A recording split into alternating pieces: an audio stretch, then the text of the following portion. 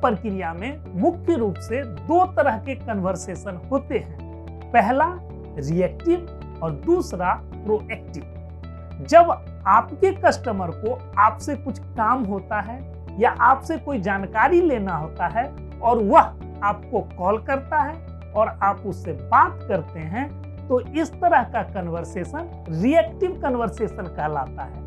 आपके कस्टमर ने आपको कॉल किया है और उसके रिएक्शन में आपको उससे बात करना पड़ता है। इसके विपरीत जब आप प्लान्ड वे में अपने एग्जिस्टिंग कस्टमर या संभावित कस्टमर को कॉल करते हैं, तो उस तरह का कन्वर्सेशन प्रोएक्टिव कन्वर्सेशन कहलाता है। सेल्स प्रक्रिया में अपने संभावित कस्टमर को ढूंढने के लिए कोल्ड कॉलिंग करना एवं अपने संभावित प्रोस्पेक्ट के साथ जिसके साथ अभी सेल्स अंडर प्रोग्रेस है उसको फॉलो अप कॉल करना तो कॉमन है, लेकिन अपने एग्जिस्टिंग कस्टमर को कॉल करने की परंपरा बहुत कम है।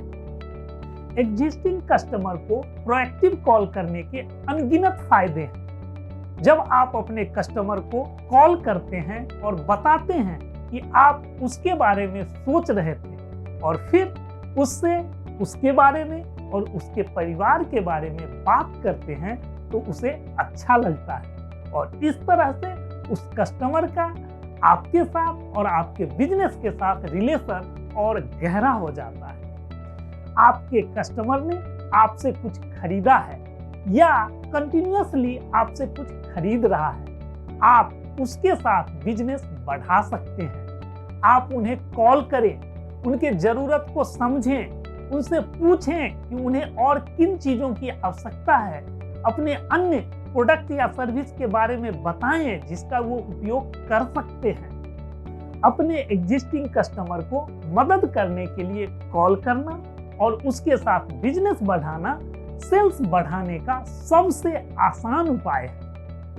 वे आपसे पहले से जुड़े हुए हैं, उन्होंने आपके प्रोडक्ट या सर्विस का उपयोग किया है, वे आपको वैल्यू देते हैं। अब आप सामने से फोन करते हैं और उससे उसके बारे में और उसके परिवार के बारे में बात करते हैं, उसकी जरूरतों एवं समस्याओं को समझते हैं और फिर उसे मदद करने का ऑफर करते हैं। अब आप ही बताइए कि आपका यह व्यवहार किसे अच्छा नहीं लगेगा। एक बात समझिए, आप डरे होते हैं कि अगर आप अपने प्रोडक्ट या सर्विस के बारे में सामने वाले से बात करेंगे तो उसे लगेगा कि आप कुछ सेल करना चाहते हैं और उसे अच्छा नहीं फील होगा। लेकिन आप यह भूल जाते हैं कि जब आप ऐसे प्रोडक्ट या सर्विस के बारे में बात करते हैं जिसकी उसे जरूरत है या जो उसकी कुछ समस्या का समाधान कर सकता है, तो वह खुश होता है।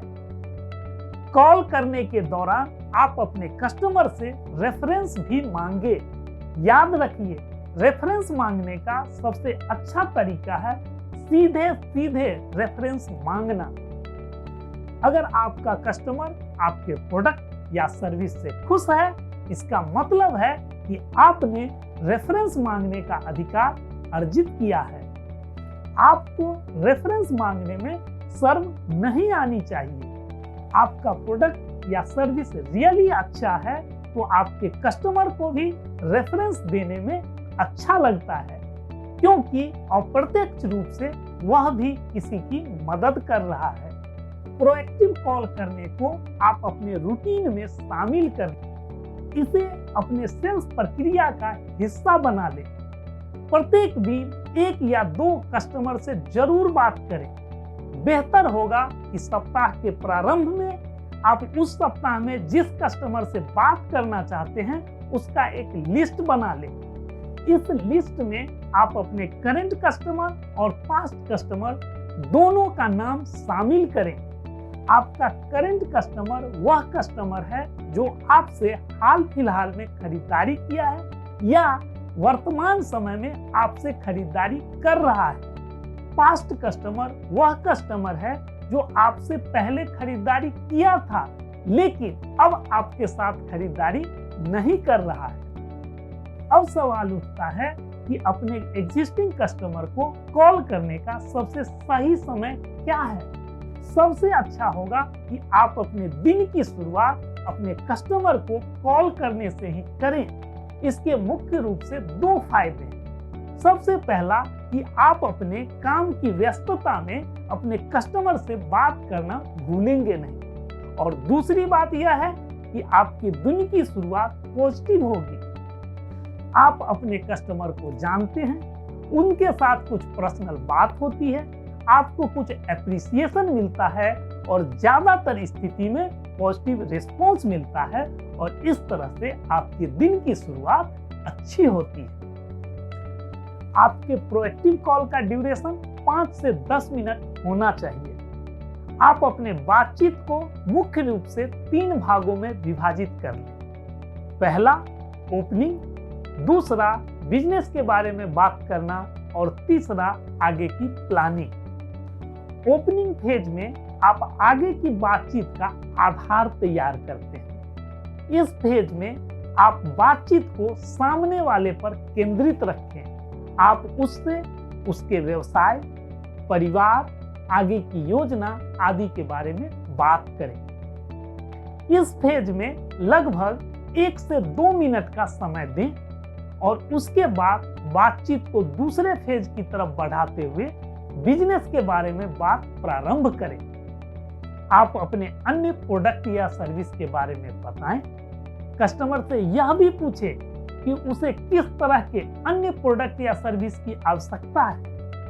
इस फेज में या तो आप अपने कस्टमर को कुछ सजेस्ट करते हैं या कस्टमर आपको कुछ सजेस्ट करता है। सबसे अंत में अपने बातचीत के तीसरे फेज में आगे की प्लानिंग करें, जैसे नेक्स्ट कॉल या नेक्स्ट मीटिंग का डेट फिक्स करना आदि।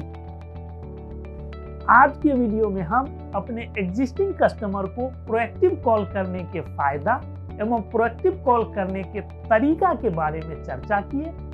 आप इन तरीकों को अपने बिजनेस में अपना कर देखें और अपना अनुभव जरूर साझा करें। आज के लिए बस इतना ही। फिर मिलते हैं अगले वीडियो में एक नई जानकारी के साथ। तब तक के लिए इजाजत दीजिए। धन्यवाद।